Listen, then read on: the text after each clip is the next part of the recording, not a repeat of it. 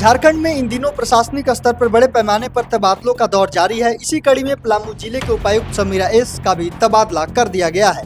उनके स्थान पर नए उपायुक्त के रूप में दिलीप प्रताप सिंह शेखावत ने पदभार ग्रहण किया है। वह पलामू जिले के 106वें डीसी बने हैं। पदभार ग्रहण करने के बाद दिलीप प्रताप सिंह शेखावत ने कहा कि उनकी प्राथमिकता जिले के समग्र विकास को गति देना होगा। उन्होंने स्पष्ट किया है कि सरकार की योजनाओं को जमीनी स्तर पर पहुंचाना, आम जनता की समस्याओं को त्वरित समाधान करना और प्रशासनिक व्यवस्थाओं को और अधिक मजबूत बनाना उनकी मुख्य जिम्मेदारी होगी। नई डीसी ने यह भी कहा है कि शिक्षा, स्वास्थ्य, रोजगार और आधारभूत संरचना के क्षेत्र में विशेष ध्यान दिया जाएगा। साथ ही उन्होंने अधिकारियों और कर्मचारियों को टीम भावना के साथ कार्य करने का निर्देश दिया ताकि जिले का विकास तेजी से हो सके। उन्होंने जनता से भी अपील की कि वे अपनी समस्याओं को प्रशासन तक पहुंचाएं ताकि उनका समय पर समाधान किया जा सके। नए डीसी के पदभार संभालने के बाद जिला में प्रशासनिक कार्यों में नई गति आने की उम्मीद जताई जा रही है। सुनिए उन्होंने और क्या कुछ कहा।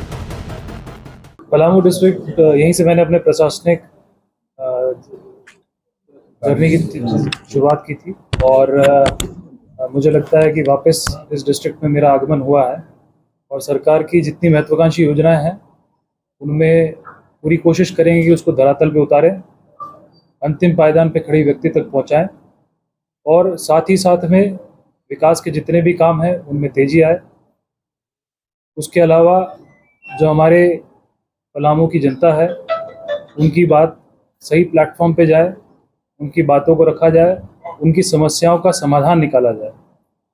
विधि व्यवस्था संधारण की भी बात मैं करना चाहता हूँ कि उस पर भी पूरा जोर रहेगा और हम लोग कोशिश करेंगे कि आने वाले समय के अंदर आप सभी के सहयोग के और पलामू के सभी निवासियों के सहयोग से हम लोग आगे बढ़ेंगे और एक अच्छी मिसाल पेश करेंगे। सबसे इम्पोर्टेंट ये है कि यहाँ की जितनी रेगुलेटरी स्कीम्स हैं और सरकार की जितनी महत्वाकांक्षी योजनाएं हैं उनको ठीक करेंगे।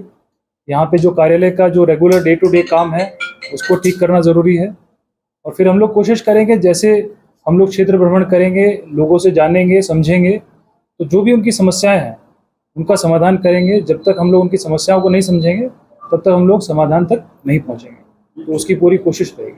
इस बात है, आपने जैसा बताया कि केवल जोग्राफिकली नहीं, कल्चरली हर एंगल से देखा जाए तो लोहरदगा और पलामू बहुत डिफरेंट ज़िले हैं, बहुत अलग अलग ज़िले हैं। तो मैं आपसे इतना ही कहना चाहता हूँ कि पलामू की जो स्पेसिफिक चीज़ें रहेंगी उनको समझना बहुत ज़रूरी है। बिना समझे हम लोग आगे नहीं बढ़ सकते हैं, तो उसको समझने में मेरी पूरी सहभागिता रहेगी।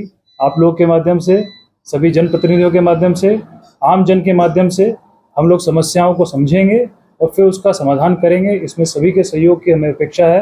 मुझे लगता है कि हमारे जितने प्रशासनिक पदाधिकारी हैं हम लोग एक टीम के रूप में काम करेंगे और कोशिश करेंगे कि वो उनकी समस्याएं सही स्तर पर पहुंचे और उसका निष्पादन जल्द से जल्द हो सके।